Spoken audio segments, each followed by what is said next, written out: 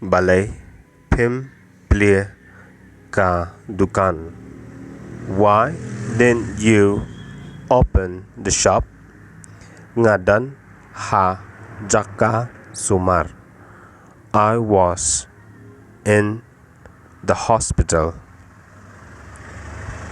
Pi pang sa. Are you not well? Naka bynta kiwe. For others. Katno sngi pi sa. How many days you stayed? Nga sa san sngi. I stayed for 5 days. Dan jaka sum shato.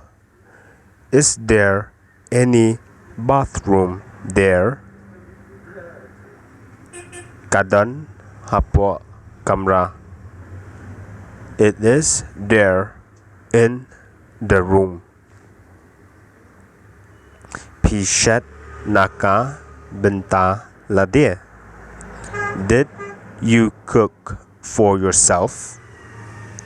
Nga shura nayeng. No, I brought it from home. Phim la ban mi shabar. You can't go outside. Dan u nong wanra. There is a delivery person. Pi yo thiah bha. Did you sleep well? Ngam nang yo thiah. I can't sleep. Balei mo kumta. Why is that so? Balei mo kumta. Why is that so? Nga la khuslai ya nongpang. I was worried about the patient.